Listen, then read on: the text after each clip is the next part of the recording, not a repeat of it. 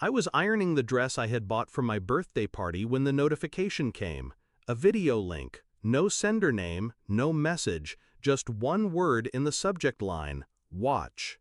I almost ignored it, almost.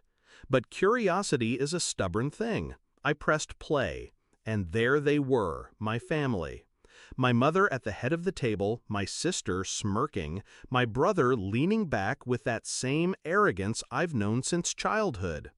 Their voices overlapped, sharp, venomous. "She really thinks we're coming to that party?" my sister laughed. "She's pathetic," my mother added. "Let her waste her money." Then my brother, "She's nothing without us. She'll come crawling back." The room spun. I put down the iron before it burned through the fabric. My heart didn't race, not yet. It slowed, like a predator before the strike. I grew up thinking family was unconditional. That illusion broke slowly.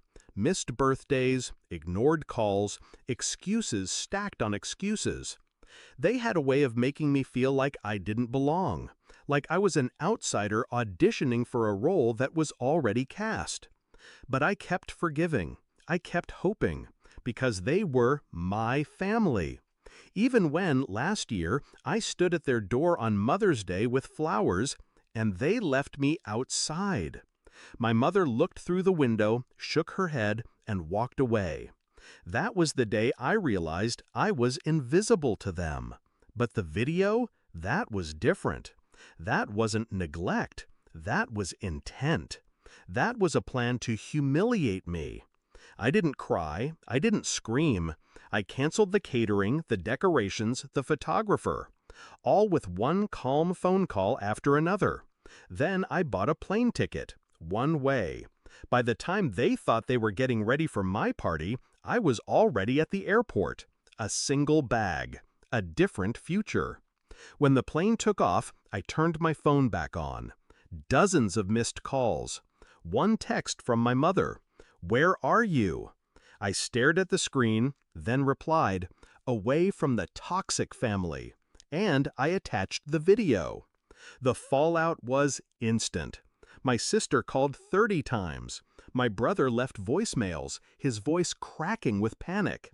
Even my mother, so composed, so cold, sent messages begging to talk. They weren't sorry I was gone. They were terrified of being exposed. Because if I had the video, who else could I send it to? That's when I realized I had power. I didn't waste it. The video became my weapon.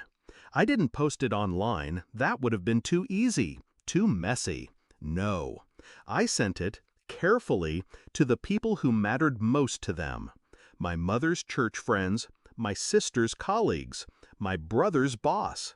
The ones who believed their facade of unity, perfection, respectability. The silence that followed was louder than any apology they could have given. Invitations stopped coming their way. Eyes shifted when they entered a room. My mother, the woman who prided herself on being admired, was suddenly pitied. I imagined her seething, not because she lost me, but because she lost control. Weeks passed before they tracked me down. A message popped up while I was sipping coffee in a quiet coastal town miles away from home. "We need to talk. You're destroying this family."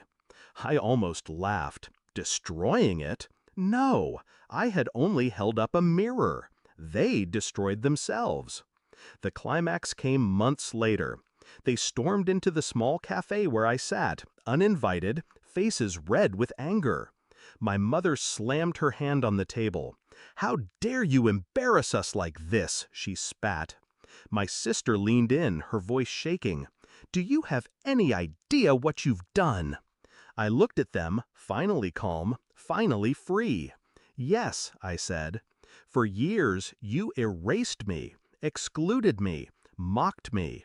Now the world knows who you really are." My brother clenched his jaw. My mother's lips trembled. My sister's eyes darted, searching for a comeback, but finding none. For the first time in my life, they were silent. I stood, left money on the table for my untouched coffee, and walked away.